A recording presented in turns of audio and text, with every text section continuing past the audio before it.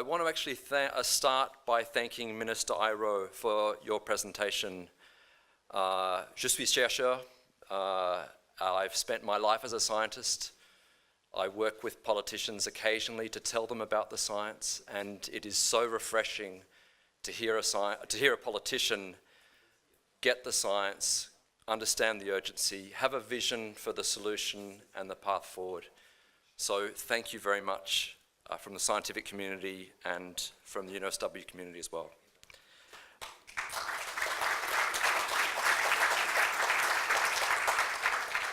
And I also want to thank members of the staff and so on at the Embassy of France in Australia for inviting me today, and my friends and colleagues at The Conversation who I've really enjoyed working with over the years. This is a wonderful initiative.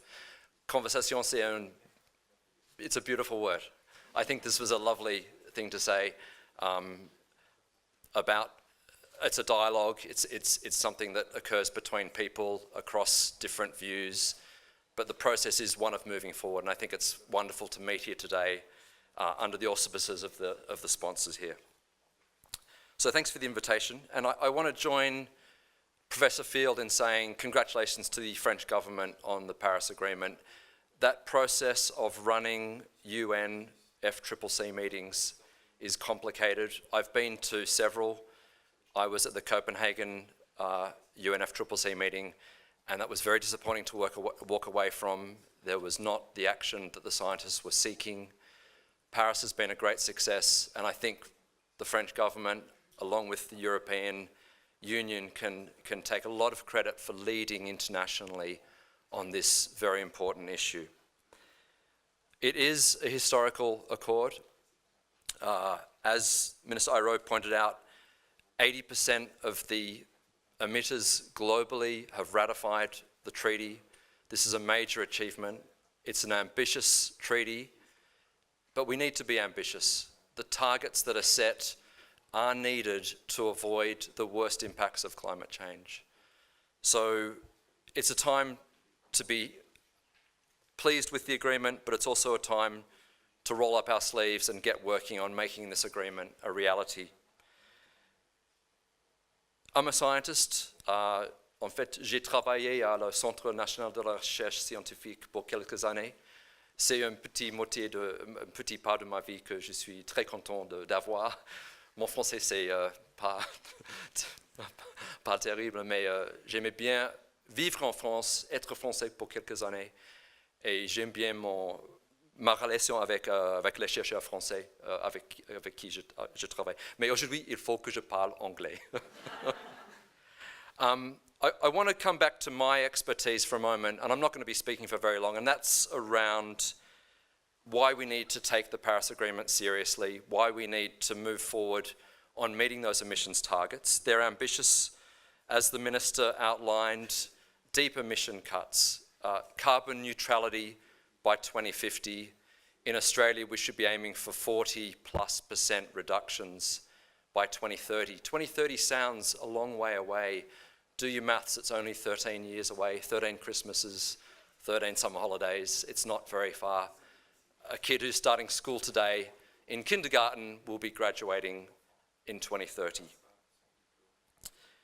So it's not far away. The emissions targets are very deep, and the reason they're deep is that we need a chance to avoid dangerous climate change. The UN FCCC was established in the early 90s, and one of the main articles signed up to then was that nations would not undertake activities that interfere with the climate system in dangerous ways. At the moment, we are doing just that. We are interfering with the climate system in a profoundly dangerous way by ongoing emissions of greenhouse gases. And so failing to meet the Paris targets, which gives us a chance of avoiding this dangerous climate change, would be disastrous. Scientifically, we know with certainty heat extremes would be on the rise. Bushfire seasons would be more costly, more devastating, more pervasive. Flooding events and extreme rainfall events would be more frequent. We've seen them in Brisbane recently, the damage that can be wreaked. Insurance companies don't want to insure significant parts of the Brisbane CBD because of the threat of future flooding events. Tropical cyclones, again, Minister Airo beautifully articulated, and I understood enough of it to follow the Francais. He beautifully articulated tropical cyclones and the threat they pose. We've seen that already in the Atlantic, in the Southwest Pacific for Vanuatu, Fiji, and so on. These events will probably not be more frequent, but their intensity will be much, much higher. And what I mean by that is every year we have a certain number of cyclones. They have certain categories. By warming the planet, we're providing more energy for those cyclones to become intense.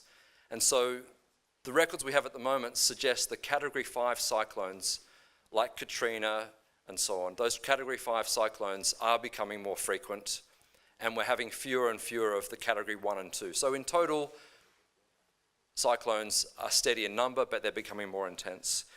We know that vector-borne diseases such as malaria and dengue fever will become more widespread. Their range will expand globally.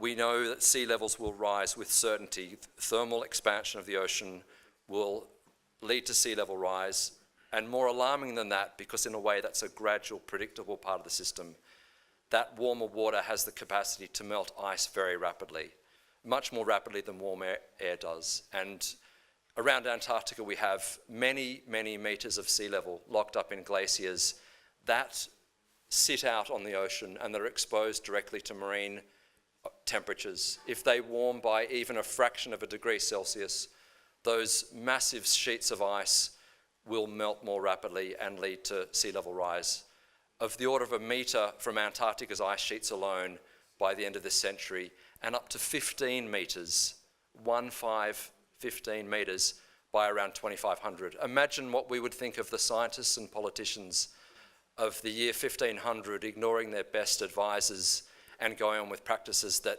drowned our cities that are around the world today.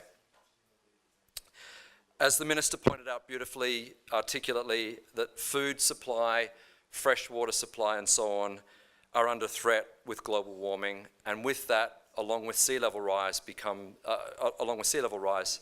is a major threat to global security. The number of people displaced globally by climate change is projected to reach many tens of millions of people by just the middle of the 21st century. So just 33 years or so from now, we're talking about displacement of 3 or 4 times the population of Australia worth of people migrating, looking for a different home, a home that's above sea level, a home that might be near to fresh water supply and available food sources. So that's the very grim news. That's the challenge we have before us. We know that the impacts of doing nothing about our fossil fuel addiction are catastrophic for the planet. We know that it will cause widespread displacement of people, threats to global security and to the way of life that a lot of people have become accustomed to. So the challenge is there to address our carbon emissions, and it can be daunting, but the point to end on as a scientist is that we have the means at our disposal. Going to low carbon emissions technologies like solar, like geothermal, wind power, combined with storage technologies is at our fingertips. The investment in those areas of science has been dwarfed by our investment in fossil fuels over the last 30 to 40 years. And even so, the innovations in those sectors are profound. This university sets records every year or so with new solar cell efficiencies, taking energy from the sun, which delivers hundreds of times more energy to the Earth's surface than we will ever need. Tapping into that energy source and making sure we can store it for people to use is the next frontier. And we shouldn't be afraid of those changes. Every time humanity's had to re-engineer the way we do something, we have thrived economically. Jobs have been created, new prosperity has come about, and we gain a safer climate future, a cleaner environment as well as a side benefit of that, cleaner air to breathe, and power that is renewable. And that word is lost on people sometimes. It's power that doesn't get burnt and then create a problem in the atmosphere. It's power that we have in the wind that blows around the planet, in the sun that hits the Earth's surface, in the heating and geothermal sources and so on. And we've got brilliant innovators in the science and technology sectors to make these things happen. So I think France and Australia can lead the way. I want to finish up by saying these are two great nations that have a strong history in science and engineering, innovation and technology development, and we've got a long history of partnership. And so I welcome the conference today as moving that conversation forward, and I think we should be optimistic about what we can do, but of course we also have to be very pragmatic and get these things done. Thank you.